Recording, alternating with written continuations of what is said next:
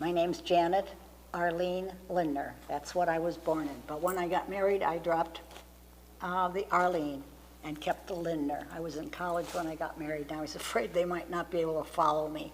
So I became Janet Lindner Kasbeer. Yep, and I have to tell you a little bit about my grandparents and my mom and dad. Okay, my mom and dad were Margaret and Paul. We called her Marge. Everybody called her Marge, I should say. Her parents, John and Maria, died before I was around. So I know a little bit about John. He was a tool and die man, and he was also a tenor in a choir. And that's probably where Mom got her musical background too. And Maria apparently was a wonderful seamstress. She could just sew anything, so. And they came to America from Norway. And my dad was Paul Allen, A-L-L-E-N. I believe it's a German way of spelling Allen. My dad was born in 1910 and died in 1981. And his parents were Frederick Wilhelm Lindner, my grandpa, and Jenny Cluster, my grandma. And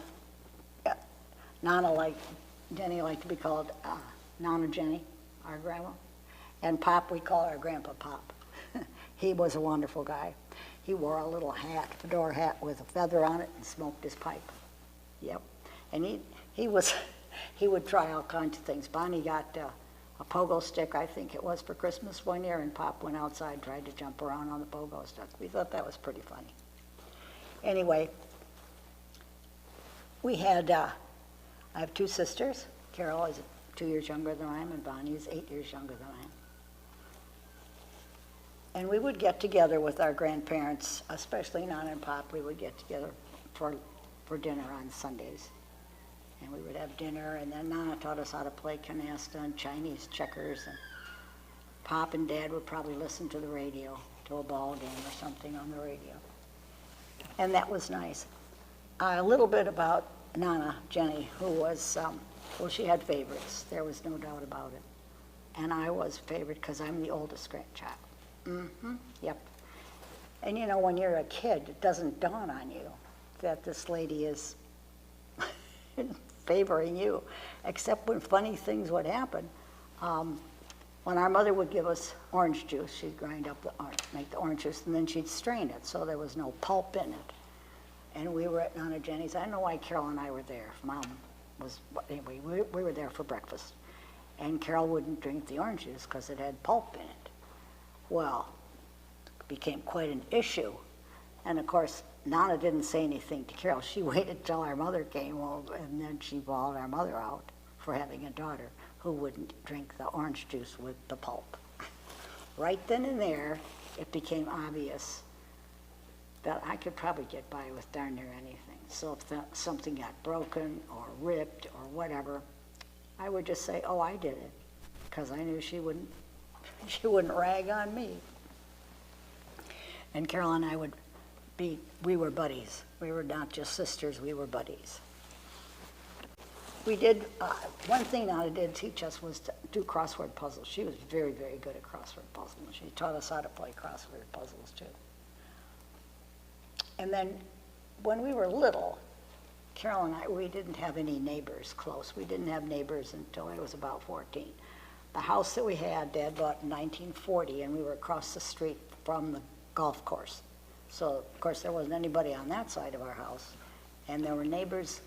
Mrs. Briggs was up there maybe a couple of blocks. Otherwise, there weren't any other neighbors around. It was just us. And the house that we had was a 2-bedroom Cape Cod home with land and stone on it. And when we moved in, I was 3 and Carol was just a baby. And the second floor was not finished, and Dad had that finished, and it was 2 bedrooms, 2 good-sized bedrooms, and a full bath. No shower, full bath.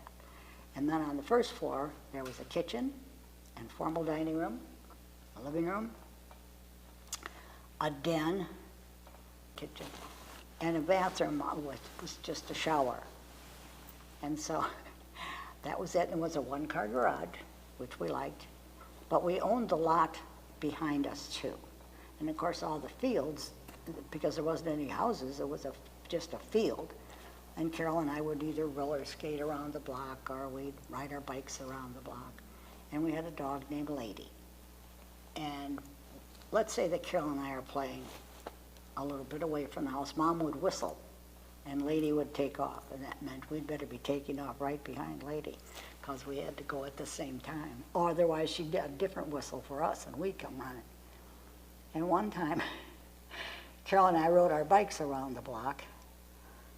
And I don't know why we did this. We put the kickstands on and we walked home and had lunch. And of course, Lady was with us too.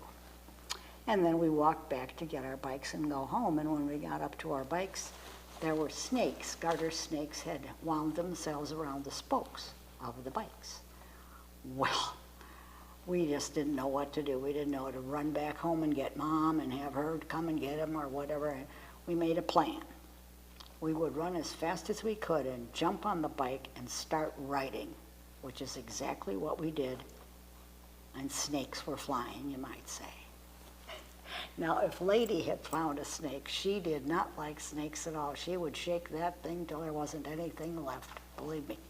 And after our experience, we never left our bikes someplace again. We made sure we brought them home.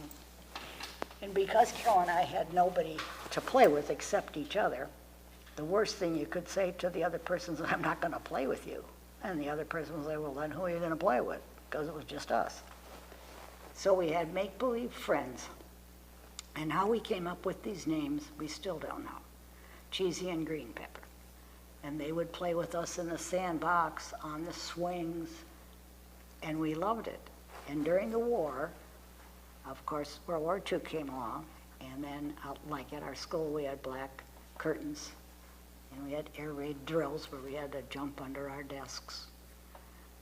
And you couldn't have lights on at night in your house. And so Carol and I would play that we had like a battalion of people. Cheesy and Green Pepper were helping. And we'd march around, and then if we saw a black car, we'd run and jump in the ditch. Oh, kids are funny. Anyway, we had a good time, but now we also had a summer home on Lake Winnebago. And it was just a two-car garage that Dad had built. I think he built it in '37, right after I was born. He had started the cottage. And so it had two rooms. It had a bedroom, and it had like a little living room. And then the bedroom was like, it used to have a 3/4 size bunk and a single bunk and a dresser. And in the living room, there was a couch that made into a full-size bed and a couple of wicker chairs and a table and some chairs to eat and a little bookshelf. And there was a closet in there, too. And the kitchen had a stove it was a gasoline stove. Mom had to pump that. Kerosene lights, no running water, outside privy, a two-holer, because it had spiders in there.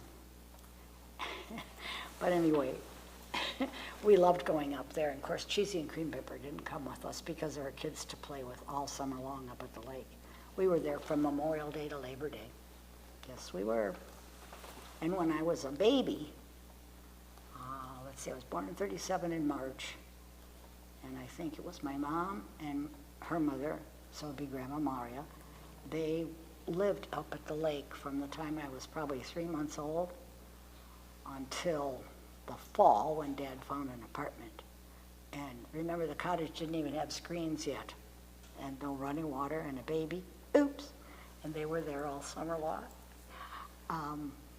Our mom was a sport, was a really good sport. She did all kinds of things. She'd try it, you know, even though it might not be her favorite thing to do. And our dad, you know when you say this is a good man, you mean this is the person that takes care of his family, security, puts food on the table, clothes on your back. Our dad was a good man.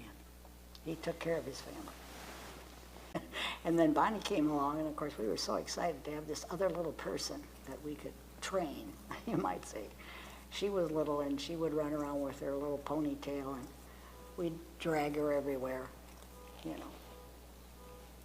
And the sisters to me are very important, and I have a little thing that Carol gave to me, and I'm going to read it.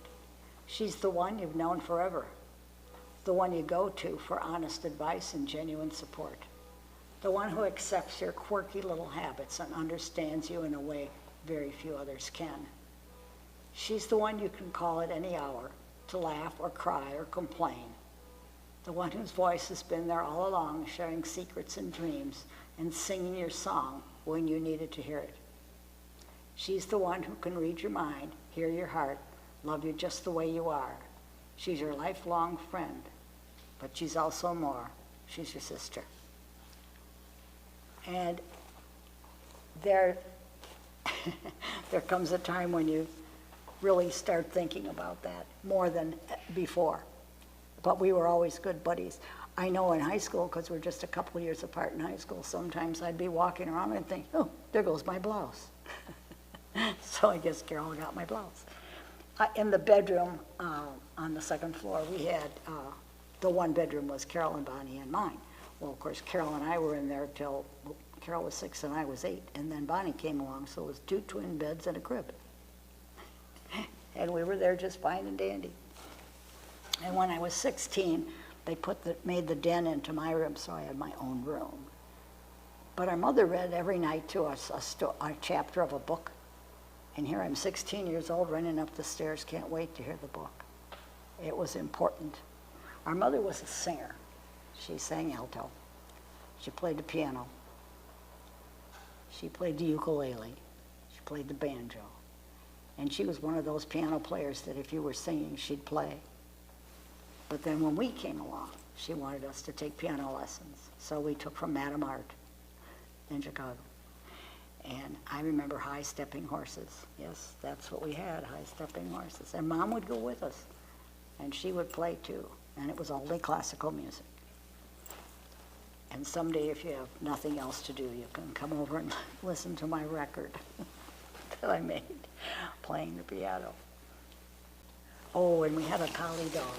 And you probably heard me say her name was Lady. She was the best dog. She loved our mother. Oh, yes, she did. If Mom would put down some food and she'd say, Lady, don't eat that right now, it's hot. And Lady would probably say, okay, Marge, I'll wait until it cools off. And we never had a problem with this dog. She stayed right with us all the time. We did during the war, we had a Great Dane named Bluebell.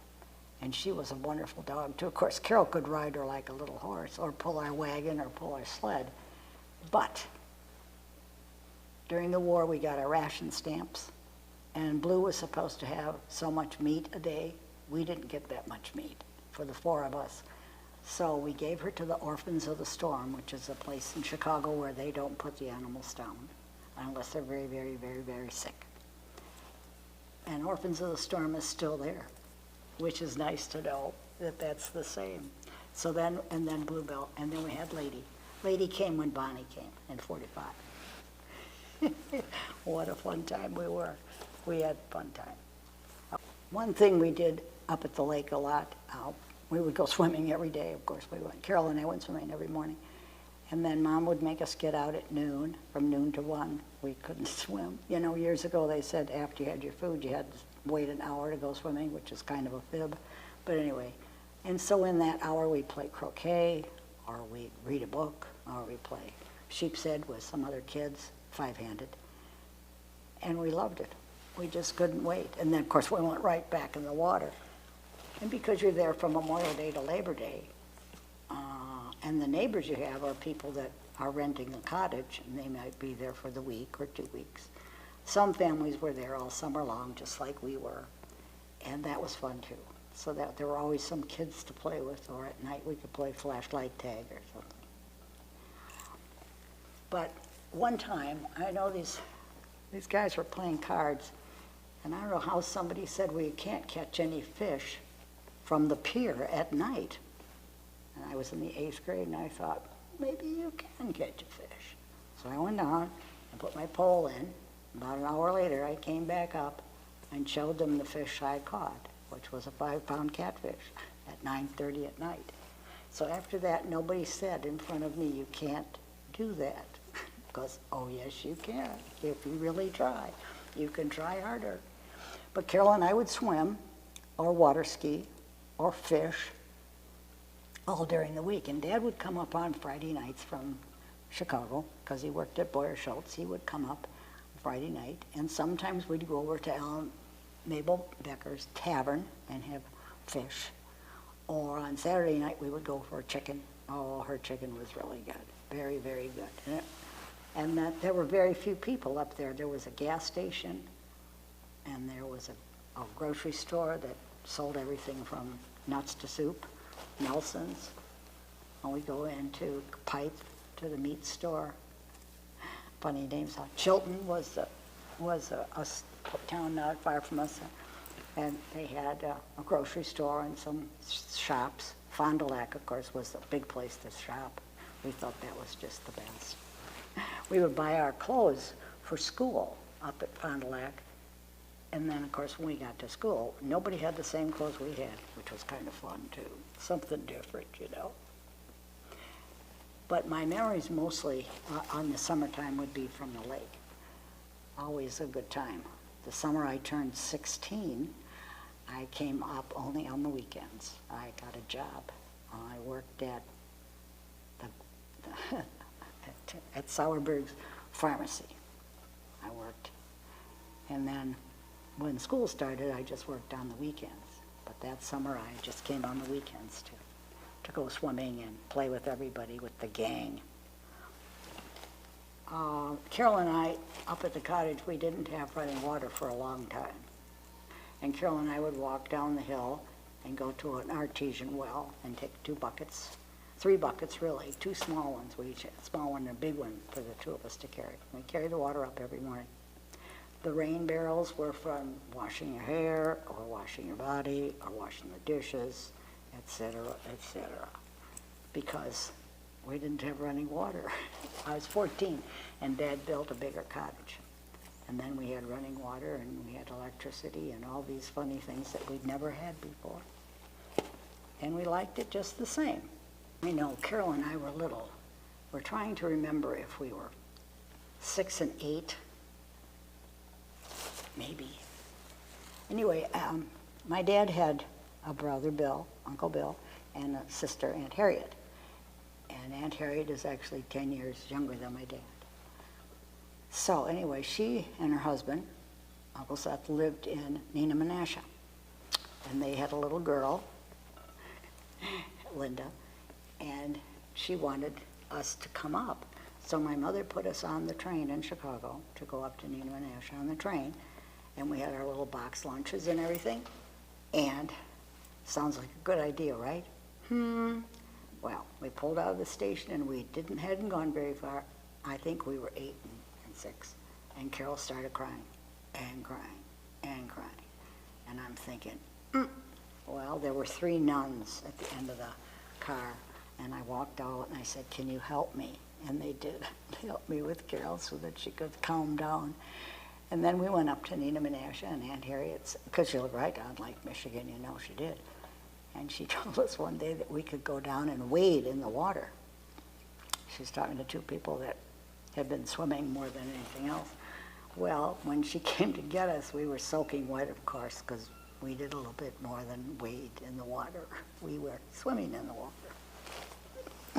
Anyway, and then our dad came up and picked us up and drove us back home. And it was different, but I don't think I'll ever forget that trip. Although I liked the train, but that was quite a trip. And she, I'm sure she was quite surprised too. When our mom and dad got together, when they first got together, let me see where I put that. Their favorite song, I wrote it down here, I think was, what was it? Let Me Call You Sweetheart. I'm in love with you. And that was their favorite song. Oh, yes, it was.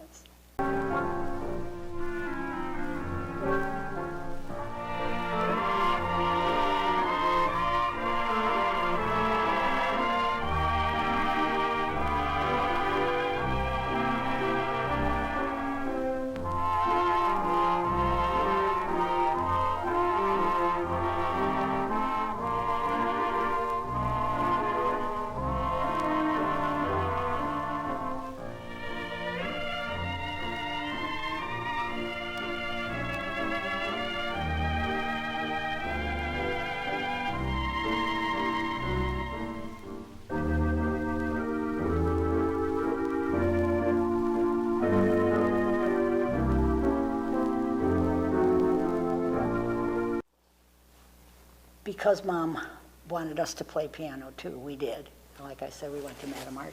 So in the morning, before school, Carol played the violin and I played the clarinet.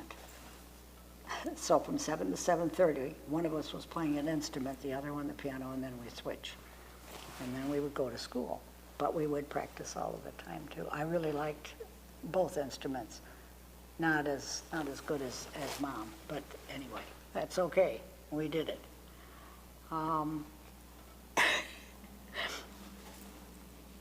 Let's see, what was this? Oh, when I was going into 6th grade, Carol and I had gone to a very small school. It has like 4 rooms, 1st and 2nd, 3rd and 4th, 5th and 6th, 7th and 8th grade. We went there until Carol was in 4th and I was going into 6th, and they rezoned our house. We never moved. They just rezoned us, and now we were going to be going to 7th Avenue School, which was, I don't know how far, but it was a good hike every day. And they had an hour for lunch. Now, at the Plainview School, you just brought your lunch. Everybody ate together. It wasn't a very big school. So we would walk to 7th Avenue, and then we'd walk home for lunch and then walk back to school. And of course, this school had a gym, and it had different classes. You had different teachers. Oh my gosh, we couldn't believe it. We just couldn't believe it. It was just so different. So from 4th grade and 6th grade. And then we graduated from grade school there. And then we went to high school, Lyons Township High School in LaGrange, which is a wonderful school.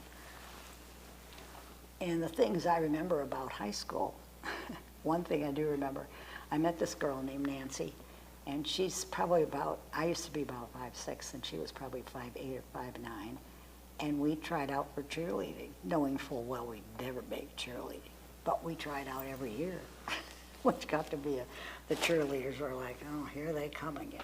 But anyway, we would try out. We thought that was fun.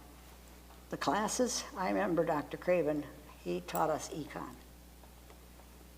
And anybody that had Dr. Craven knew, you got this story. You're going to work and you put in bolt 49, and you're so busy with bolt 49. And then another company comes along and they change the whole procedure and they don't need bolt 49. So what are you going to do? His philosophy was you had 2 things you could do well. Either you were a carpenter and you were a teacher, or you were a plumber and you were something else. But you had 2 jobs, because the next job, there might not be a bolt 49.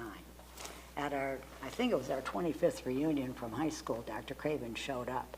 And every one of us, because we'd all had Dr. Craven, knew bolt, and that's the first thing we said, how's bolt 49? The other thing he did is he never wore the same tie. We kept track. The girls kept track of how many different ties he wore. We just thought he was just the best. He was always ready to help. The other thing we had in high school was a thing called the corral, which was like a youth place to go. Gosh, I don't even know, would you pay $2 a year or something to belong to the corral? And they had booths and a big dance floor, and then there was a husband and wife couple that were kind of the monitors, and you could get a hamburger. And in my day, a soda was ice cream and like root beer. It was a soda. It wasn't a can like you have now. And you could get that, and then after school, it was open till about from 4 to 8, and you could go and do your homework or play chess and checkers or visit with other friends. And then on the weekend, I think it closed, I'm trying to say 10 or 11 o'clock at night. And there were rules, and everybody obeyed them. Nobody thought to not obey them, and everybody loved the corral. And in the spring, the corral would have put on a show to raise money for the corral. And it was always well done. Usually we'd be lucky enough to have someone from one of the radio stations or TV stations come and help us, which was nice. But the kids wrote the script for the play. And my freshman year, I tried out with one of my Jerry Lewis stand-up comics. I didn't get to do that, but I ended up in a chorus line, and I was just glad I got to be in the chorale show. The next year, now when I used to walk to 7th Avenue, I met two girls, Carol Jean and Charlene. They lived right across the street, and we all went to the same school. And so they've been my friends since 6th grade. And then we met another girl, Nancy. So it was Carol Jean, Charlene, Nancy, and Jan. And we tried out for the chorale show. My sophomore year, it was called Oz A-Comin', and we were the four witches. And we sang, and with our little funny outfits and everything. We loved it. We just loved it. And then our junior year, I think it was 3 maids and a sailor and 3 maids or something. Anyway, I was in that one too. My senior year, I actually had a speaking part. And so I did that too, because the chorale was very important for all of us to just have a place to go. It was kind of nice. And the chorale would have dances every once in a while, and so you did that too. It was never very expensive. So it was fun to be part of, and I would hope that other schools could have some place for kids to just be kids, for that. So anyway, and then I graduated. I was going to graduate from high school, and my dad said, "You're going to go to college." I am. Oh, okay. And so I told my advisor that I was going to go to college, and she said, "Well, you probably shouldn't go. You read so slowly." I went home boo-hooing, and my dad said, "Do you want to go?" And I went, "Yeah, I do." And he said, "Well, you'll have to rearrange something then, because you do read slower." Okay. So my freshman year, I went to Augustana College in Rock Island. Loved it, loved it, loved it. But I wanted to be a physical education teacher. And Augustana is more known for like liberal arts. So I transferred myself to the University of Illinois. And what a wonderful, a lot of people, but a wonderful place. Both schools, I was on the swim team for the water ballet, and I liked that a lot. At the University of Illinois, I joined a sorority, Alpha Phi, and that was fun too, because then 54 people knew your name. You got all these people all over you don't know. And the people in the PE department were fantastic. They were very, very good teachers. And so I met one of my very, very dear friends, Sarah, and she and I went to Florida together one year, and we had a cottage like right on the ocean. Oops. She was a golfer, so of course we golfed every day, and that was fun too. And then after high school, so then I went there, and then when I graduated from high school, I got married when I was a senior. One day, I think it was a Thursday night, and it was my junior year, and it was just before we were going to be leaving for winter break or whatever you call it. And this person called, his name is Lowell. And Lowell and I've known each other since we were knee-high to grasshoppers. His mom and dad were my godparents. My mom and dad were his godparents. So we've known each other forever, so it's kind of like a brother.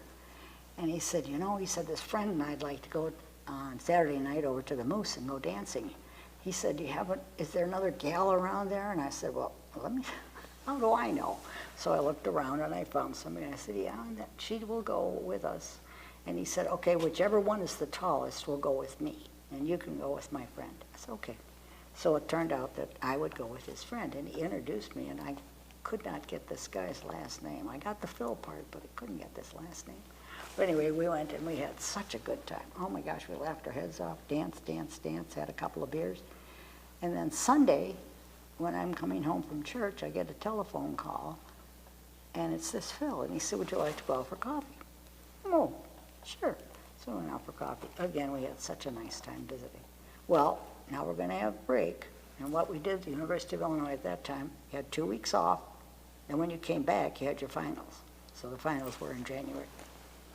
So he said, well, I'll call you when I come back. And I said, well, see, I'm pinned to this guy who happens to be in Florida playing tennis right now, so I'll have to think about this. So anyway, I did talk to my tennis friend and said, right now, I think maybe we shouldn't be pinned for a while here. And so I went out with this guy named Phil, and in April he proposed, and we got married the next January. So we were seniors and in college. And I was student teaching in Skokie, and Phil was still at the University of Illinois. So it was quite a deal. I should tell you about our first apartment. Oh, we went to, I can't tell you how many places looking for an apartment. And this one was probably bigger than 2 postage stamps. Had a little tiny living room, and of course our TV was this big. And then the bathroom, I used to say it was so small that if you went in forward, you backed out, because otherwise you had to get in the shower stall and turn around to go out. And the kitchen was like on a wall, on a hallway. And of course it was a gas stove, and I was not used to a gas stove. I lost a few eyebrows along the way. I was used to electric. And our good friends had helped us find the apartment, and they lived right above us. This was an old house, and so there were apartments up there. We were on the 2nd floor. There was an apartment on the 1st. In the basement, you could do laundry, but you were standing on a skid because there was water on the floor. And of course, when I was teaching, I would come home on Friday night, and then I did the laundry and go grocery shopping and help Phil clean the apartment, because then Sunday night I have to turn around and go back to Skokie. So anyway, we did that, and then Phil had joined the Navy when he was in school, with the deal that he would have to go through boot camp at one time, and then he'd be on call for 10 years. So anyway, we finished there, and Phil got a job with General Electric in Cincinnati, and so that's where we were. And then, as we all know, you can get these jobs from these companies. They transferred him to Illinois. And I had to finish teaching a semester. So anyway, and then we had a nice little apartment, and sure enough, then they called him to go into have his training at the Naval Base in Chicago. And so I substituted at Lyons Township High School and spent time with my parents and spent time with his parents for the 3 months that he was gone. And we stayed in Bloomington Normal and for quite a while. And then in 71 or 72, we moved to Wisconsin. And Phil worked for General Electric on Electric Avenue. And then we had a really nice house, and the kids went to school, and then we got divorced. And then we moved, the kids and I moved to Waukesha, and Phil had a farm in Exonium. So the kids had I don't know if they liked it or not, but they were able to be at 2 different places. And Gary, Kathy, and Julie are the children, and I couldn't be prouder of them. They have all done what they set out to do. They went to college, found jobs, found places to live, have wonderful friends, and that all you can pray for is that your children are happy and safe, and they are, and I appreciate that too. And then I have 5 grandchildren, Lauren and Jack and Ben and Jamie. Oh no, it's Lauren, Jack, Jamie, Ben, and David. And Kathy had 2 girls, and Gary has 3 boys. And when God invented grandbabies, now he outdid himself on that one, I'll tell you that for sure. He has.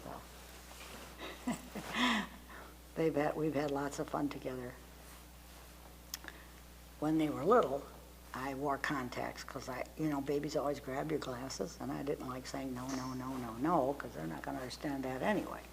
So I wore my contacts, and we would play games, we would read or whatever. When they were little, we would sing. And we'd sing, Old MacDonald Had a Farm, except I would change the words. Old MacDonald had a farm, E-I-E-I-O. And on that farm he had a cow, E-I-E-I-O, with a cluck, cluck here and a cluck. And they'd say, Grandma, I said, what's the matter? And they'd say, it's a moo. Okay, moo. So then I'd change it to moo. And they thought that was so funny. And the other one, when they were real little, I'd say, can you say the word boo?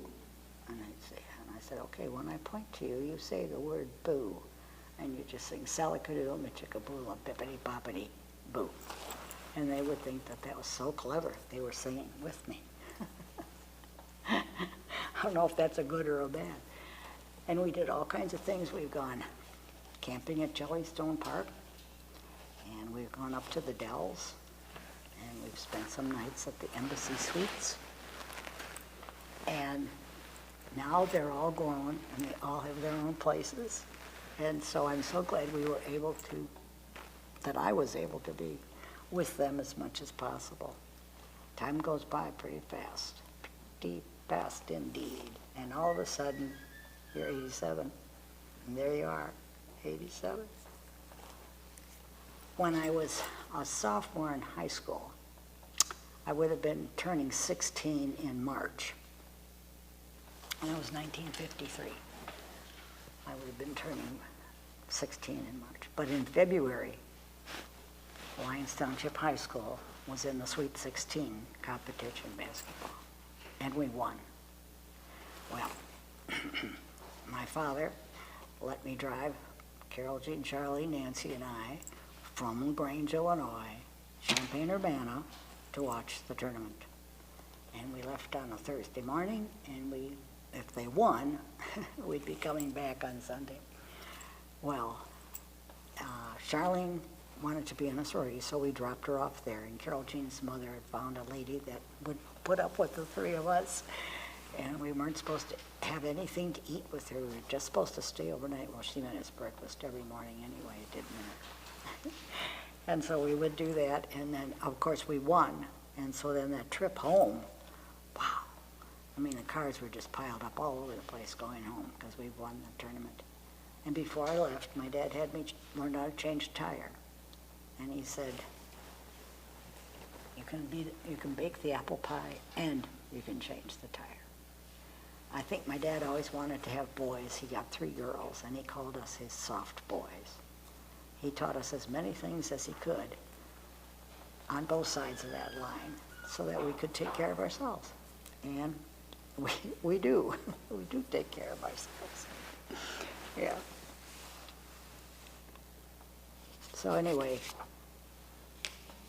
and then I had lots of different jobs once we moved into Wisconsin. I'm so sure I was going to get a job teaching school. That didn't happen. But when it happened, see, I was 58, and I finally got a job substituting. And then they hired me when I was 60. And I taught physical education, health education. And I'm sure the boys saw the wrinkled white lady in the gym, and they probably thought, uh-oh, easy A. No. In 77, I was diagnosed with multiple sclerosis and spent a kind of a hard summer. But made it. Here we are. So God had a plan, because I made that.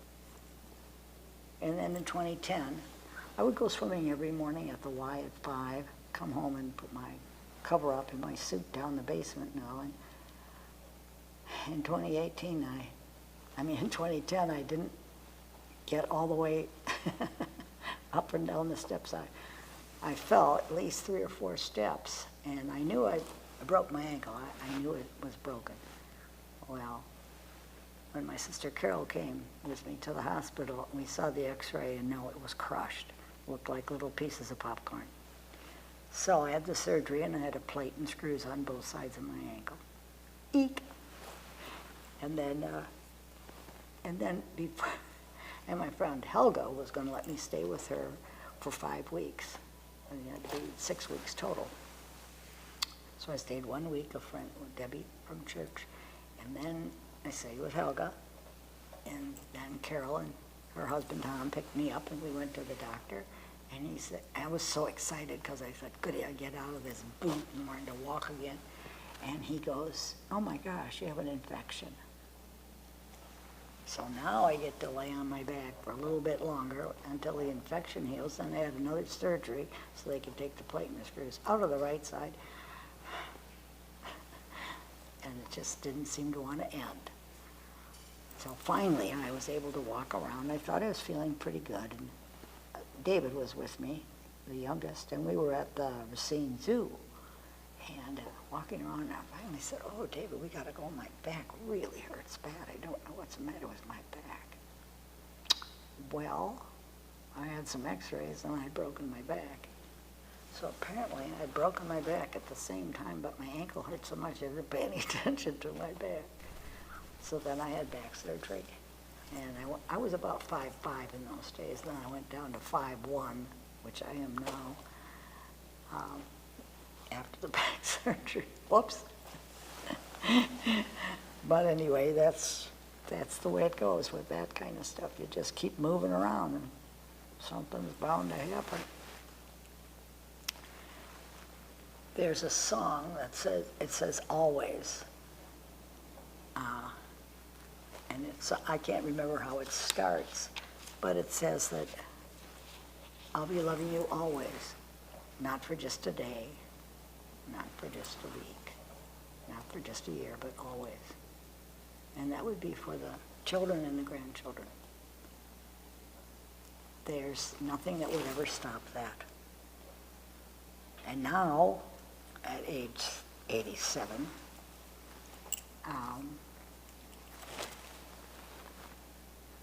I have lots of things to remember. Another fun thing we do is my sisters and I go to Door County and not only go shopping and eat out, we play canasta and Yahtzee and love it. Our dad taught Carol and I how to play pinochle when we were really young, and we've played three-ended pinochle ever since. And he said, someday you'll beat me. And we thought, yeah, right, there's a joke. I think I was probably 20-something by the time we finally, he just was a very good card player, so that was always fun too. We do that, and we still go to Door County. We have a lot of good memories. Have good memories and sad memories, and I don't think that matters. I don't think God wants us to just be happy every minute. And like I said, I've had a license since I was 15. Well, in 2023, I had an automobile accident, so I gave up driving. And I am blessed with people from church, and the county band, and the children, and the yellow cab will take me all around, you might say, everywhere I go. I have a wonderful church that I belong to. It's called Village. And Pastor said last Sunday, it takes a village. Well, it does take a village.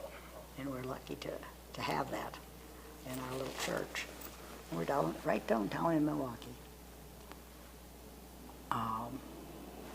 We have so many good things in Milwaukee besides good food and beer, if you like beer, and a lot of good places to work and good everything that way, and good neighbors. I have really good neighbors where I live.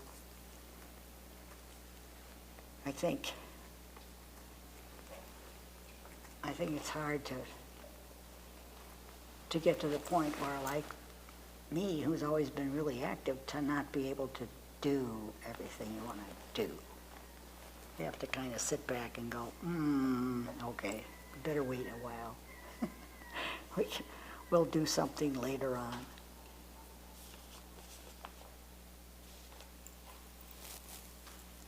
I think the best thing that I can leave with everybody is to just do the best you can each day. Be good to yourself, of course, and definitely be good to your neighbors.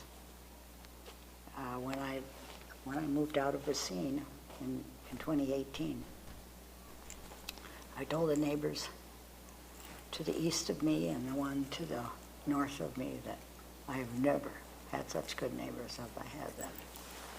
And I said, I'll miss my house, but I'm certainly going to miss you guys, because couldn't ask for nicer neighbors.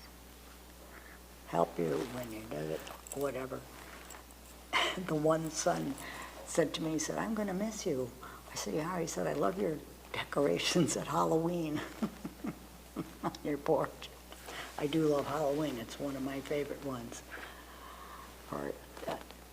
And I'm going to tell you a little bit about my cousins. My dad had a son, a brother, and he had 3 children, and a sister, and she had 4 children, and we weren't as close to my dad's side of the family as to my mother's. My mother had 2 sisters, and Olga had 2 children, and Alice had 6 children, and we had 3. And we would get together as cousins, and we could play the whole day long and laugh at each other and go swimming or whatever. It didn't matter. We just liked being together. And to this day, we still do. We try to have reunions every once in a while, every couple of years, to keep in touch, even though we're getting older and we've lost some cousins along the way. But what a wonderful family to belong to have cousins who also, by the way, like to sing, which is a nice thing too. And then, I guess I can't think of anything else to say. Don't those of you that know me know that's probably a fib, because I could talk forever. But I don't have any other stories to tell you. I'd like to, but I don't have any more. I'll just check it out here to make sure that I got it all done. I wrote some notes. See, my 2 sisters did what's called Storyworth, where they send you a prompt, 52 prompts, and you write it up, and then you end up with a book. Well, they both said I should do it. Well, I am not a writer. Not cute as a bug in a rug, but I'm a talker. And so then one of them said, well, why don't you do that? And a friend from church said that he'd help me, so here we are. We're trying to put this thing together the best way we can, and I'm glad we did. I'm glad we did.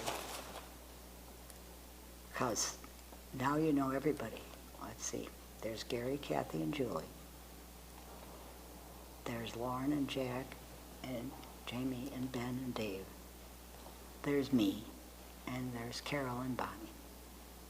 That's the main group. And so I'm going to just say goodnight, and we'll see you around. I forgot to tell you a few things, so here we go. One thing was when I was in the 8th grade, I think I was in the 8th grade, my sister Carol and I were riding our bikes, and I saw like some sticks in the street. And I thought, oh, there's nothing there, no problem there. Well, I hit the sticks and they hit me because I fell off my bike. My face hit the concrete. My bike looked like an S. And of course there was blood everywhere. And my sister ran to a house and got this lady to come out and then call my dad. And he came, and I had a piece of skin, that's really nice talk, isn't it, on my chin. And he said, well, we'll go to the hospital. I said, no, we're not going to the hospital, because we were supposed to go to the circus for Hopalong Cassidy that night. And we all wanted to go, because if I was in the 8th grade, Carol was in the 6th grade, and Bonnie would want to go too, because she was younger. So my dad put a butterfly bandage on it. We went to the Hopalong Cassidy. It was really good, but my jaw hurt a lot. I couldn't get my mouth open except for a straw. And it took about 3 or 4 days for me to get my mouth open so I could go to the dentist. I'd chipped a few teeth, so they had to fix that. Anyway, the moral of that story is don't try and get over these little sticks in the street. They just don't work. In 1977, I was diagnosed with multiple sclerosis. Oh my gosh, what a deal. And the doctors came in and told me that I had MS, and I think Gary was 15 and Kathy would have been about 13 and Julie would have been about 10. And the doctor said to me, I said, well, what do I do?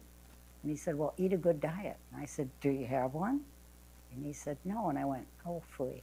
Well, I could eat brownies if I had to. And then he said, get a lot of rest. And that just, the kids and I broke up on that one. I'm not much of a sleeper. 4 hours is usually max. And then he said, and avoid stress. So I said to the kids, are you guys packed? I think you should go home with the doctor. If he thinks one, two teenagers and some coming up, and I'm going to avoid stress. Well, that won't work. But we made it through, and what I did, I finally figured out after a while that MS can do its thing and Jan Kasbeer will do her thing. And if we meet along the way, we meet along the way. Some days good, some days bad, just like anybody else.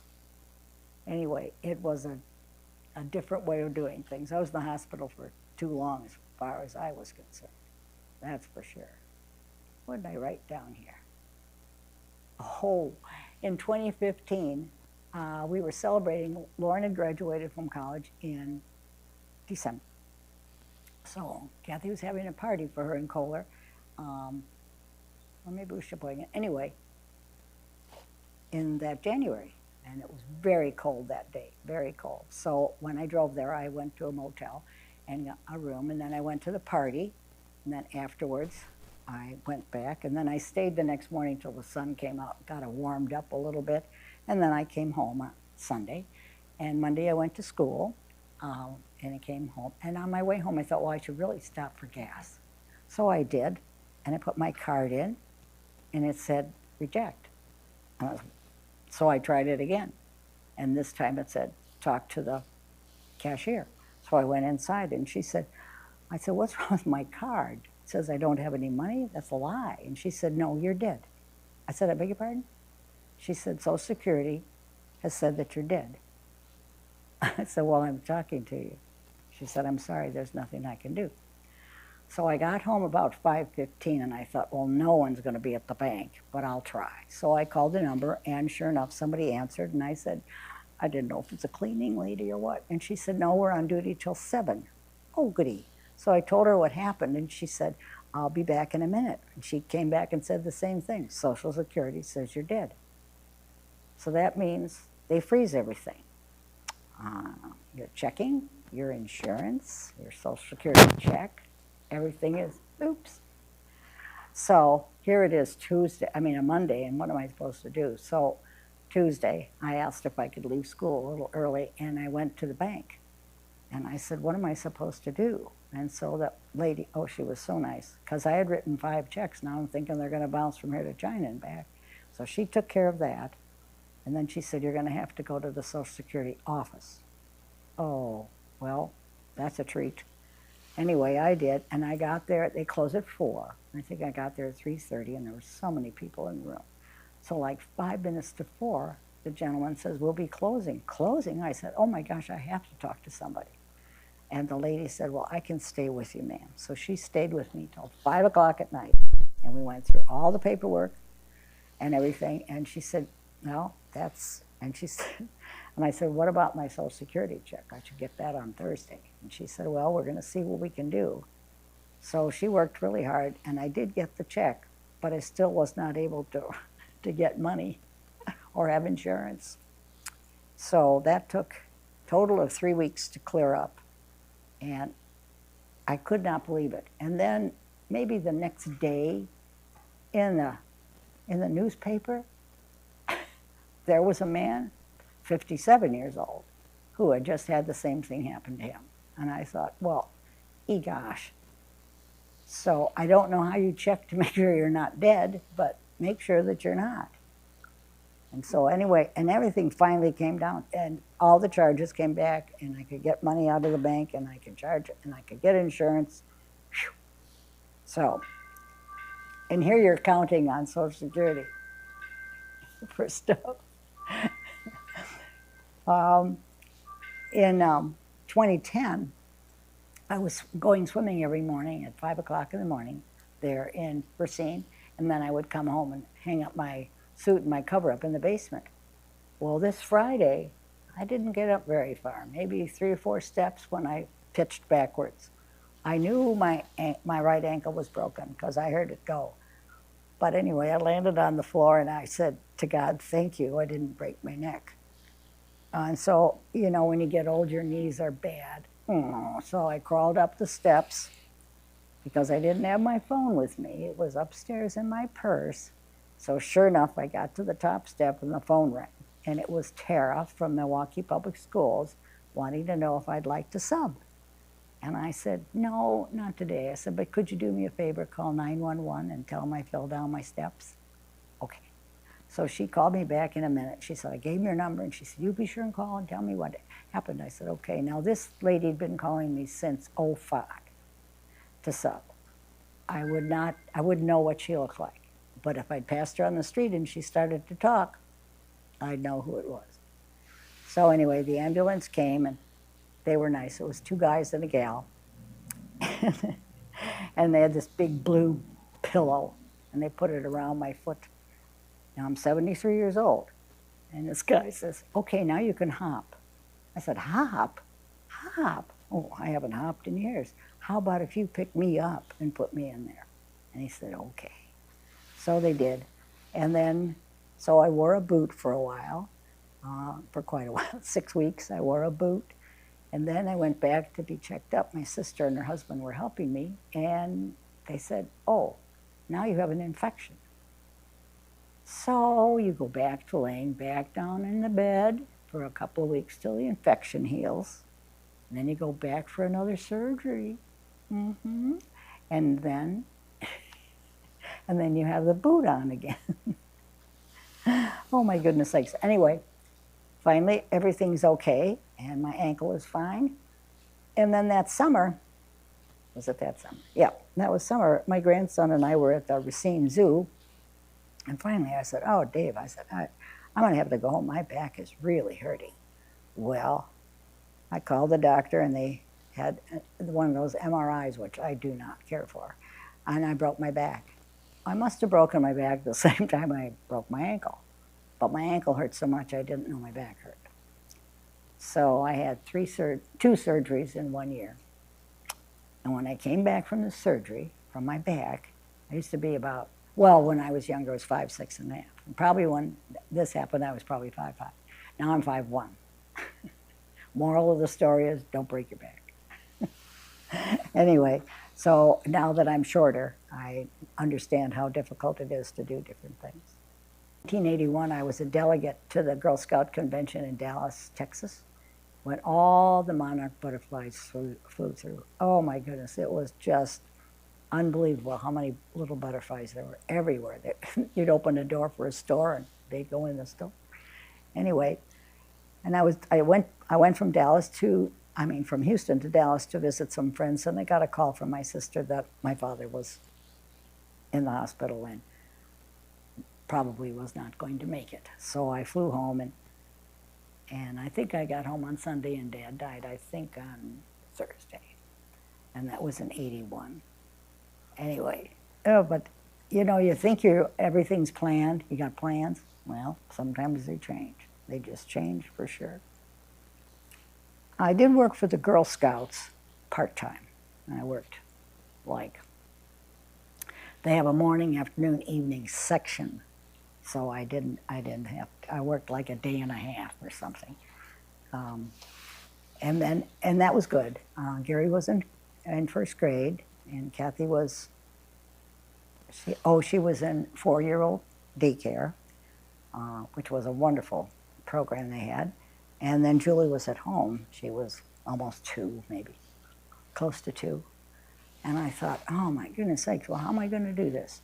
So all the meetings I had were in the evening so that Phil could be with the kids. Or on Friday, I really would have liked to do a whole bunch of stuff. And I was an advisor to a campus Girl Scout group at the University, Illinois State. And I said, is there anybody that'd like to babysit on a Friday? And this one gal said, I would. I even have a car. I went, oh, goody. And I said, when she said, I have one class at 8 o'clock, I could be there by 9:30. I said, perfect. So she came at 9:30, and then I had someone pick Kathy up at the daycare and drop her off about 2 o'clock, and then Gary came home about 3.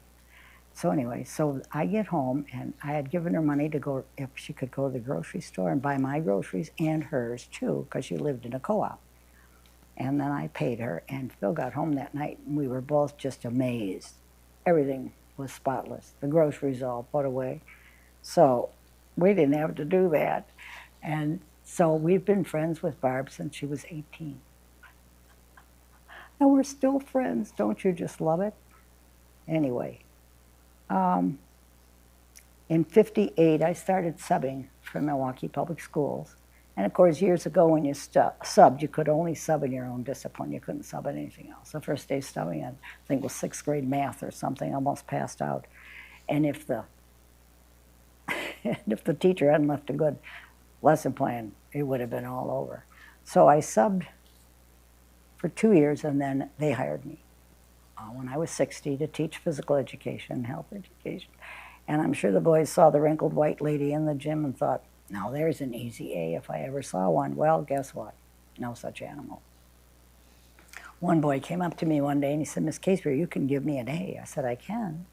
He said, I'm really a good athlete. I said, is your name Michael Jordan? He said, no. And I went, guess what? I guess you're going to have to do something. Anyway, so I taught until, let's see, '05. I think it was. Was it '05? Yes, it was '05. And then I moved to Racine and got a little house. And to sub in Milwaukee Public Schools, you do not have to live in Milwaukee. So I subbed from '05 to 2018. You're right, I was 81 when I walked out of the building, and I'm sure there were some kids who were really glad that lady was leaving. Too many rules. Anyway, the best job I ever had was teaching. I enjoyed it all. Some fun times, some kind of goofy times. Some great friends, wonderful friends, teacher friends I've met along the way. Okay. And I will remember my time with my children, too, riding our bikes to Butler and going to Camp Delwood and sitting around the table after supper with my old spelling book, trying to spell words. I'm trying to spell. The kids were spelling just fine. I remember when they got their driver's license, and then the next day I taught them how to drive stick because that's what I drove. And so then they learned how to drive stick, too. Gary went to Camp Augustana. It was actually a music camp, and Kathy went to Alice Chester Girl Scout camp. Julie went to music camp in Madison, and I said to them, how is that camping? And Gary said, well, it's okay, but it's not as much fun as being the director's kids, because I was a camp director at Camp Delwood in Indiana for 2 years, and so they were the director's kids. Got a little special help along the way. And one day at Delwood, I turn around and I see all three of them walking down this path with their sleeping bags. I go, where are you going? Well, they're going to stay with one of the cooks. The cooks took turns coming and staying overnight so they could start breakfast. They started at 5:30 in the morning because we would eat at 8, the whole camp. That's 150 kids. So they were going down there, and I said, oh, why? She's got a TV, and she said we could watch TV with her. I said, oh, okay, because our cabin obviously didn't have a TV. So they would do that. I think basically the kids liked being there. We were there in the summertime. We'd stay for 2 weeks, and then they'd go back on that weekend. Then I'd take them back to Illinois, and they could be with their dad for 2 weeks, and then they came back to camp. And that's what we would do. So it was fun. I always enjoyed at the camp. I remember things about the grandchildren, too. When God invented grandbabies, he outdid himself, no doubt about it. I remember Lauren, when she was little, at a garage sale. Kathy had taken her enough times that she knew she would pick it up and look at the bottom like she could tell how much it was. And Kathy had said, Lauren, you can pick out 2 things. And she did. But then as we got up to the table to pay, she spotted something else. I don't know what it was. We'll say a wagon. I don't know what it was. And she looked at it, and Kathy goes, now I told you, only 2 things. And I said, that's okay. You didn't tell me 2 things. That's okay, Lauren. That's how you get your daughter to be a little upset. Okay, I remember Jack when he was little. They had come home. He got off the plane, and he's holding Ben's hand and carrying the diaper bag. And here comes his mom carrying David and the car seat. And I thought, what a trooper, because here, I mean, you know, he was just in there doing that. And Ben, I remember tennis camp I think it's in Kenosha, that you went to the tennis camp. That was an experience too. And then Dave, And Jamie, I thought about Jamie. Jamie and I would play a card game all of the time, Barbie cards. And we would laugh our heads off. And I kiddingly asked her not too long ago if you still have those cards. They're probably worth a mint. And so we were laughing about playing Barbie cards again. We named them all. We named them all different names. And Dave, we named him Mr. Easy. If the other four wanted to do something, he'd just go with it. He didn't he didn't have a different idea that we should do something different. At Christmas time, we'd go to Embassy Suites in Deerfield. Is it Deerfield? Illinois. And then we would stay at Embassy Suites like Saturday afternoon, Saturday night, and Sunday morning. Then we would go over to Gary and Michelle's house and have Christmas. Well, at the Embassy Suites at 7 o'clock at night, there's free popcorn and free wine and so on and everything. And the kids, there's not as much to do then, so they made up a game called hide and seek at the motel, and they'd be whipping around. I told them, I said, you be very careful. You have to stay on this floor and be very careful where you are so you don't bump into somebody. Well, we're sitting there, and all of a sudden we look up at the elevator, and there's Dave's going up the elevator to the 8th floor, and he's waving.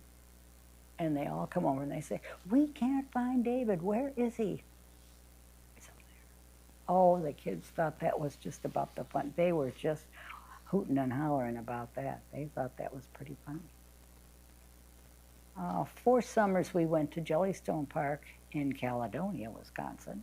I'd rent a motorhome, and we would go there. And Jellystone Park is just for the kids, really.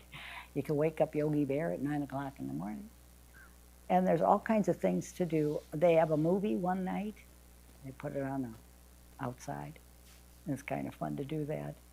And then they have a catch and release fishing pond, which is very enjoyable too, because the fish are about this big, but it doesn't matter, it's a fish. And then you can rent like a go-kart that you actually pedal. It didn't have a motor on it. Oh, we went flying around on those a lot. We thought that was fun. We loved cooking. We cooked a lot of things outside on a fire. We made s'mores, of course we made s'mores. And we made banana boats, and we made pie irons, and we would just giggle our heads off on so many things. One time when they were going to go fishing, and I told Lauren, I said, don't worry, I'll get some worms from my garden. Well, I did, except guess what? I forgot them. They're still in a can by the garden. So we get there, and Lauren goes, do you have any hot dogs, Grandma? I said, well, yeah. So she made bait with the hot dogs, and it worked. The little fishy came and got that, too. We did have a good time. And then one year we went to the Dells. Now, this was an experience. We got there on a Friday. It was absolutely beautiful outside. And so Julie came with us. So now it was the 5 grandchildren and Julie and me. And we got there, and it was just beautiful outside. And we went to the Kalahari and played all the games and everything. And then we went back to our motel, and I was with the boys, and Julie was with the girls. And then we said, okay, in the morning we'll go over to the Noah's Ark, and you'll all do all the swimming things. Okay, fine. The next morning we got up, cold. It was cold. I don't know what it was, but it felt just terrible. And I said to Lauren, I said, oh my gosh, Lauren, I don't know if we should do this. Grandma, we're going even if it's snowing. So we went. Dave had blue lips most of the time, I think, but they went on every water ride there was. Some of them they went 2 and 3 times, because it was cold. Not too many people were there. You didn't have to stand in line too long, because there weren't too many people there, which they kind of liked. They thought that was a riot. We did have a really good time, so I'm glad we did it. But maybe next time you get better weather. Okay, and I'm proud of each one of the grandchildren. They've done a lot. See, Lauren bought a house, a home, and Jack is a very creative young man, very creative jobs that he has. And Jamie is about the most organized person I think I have ever met. Ben's teaching tennis in Ireland, and Dave's working in Milwaukee. And you know, that's when you have kids and grandchildren, you want them safe and you want them happy. And they are. And that's the very best. I don't think you can ask for anything more than that. There are old beings, there are old trees, and there's old us. And we made it through. We did our work. And if I'm here, the joy of next spring. I love everyone and everything again, just the same. I'll be loving you always, with a love that's true always. When the things you've planned need a helping hand, I will understand always, always. Days may not be fair always. That's when I'll be there.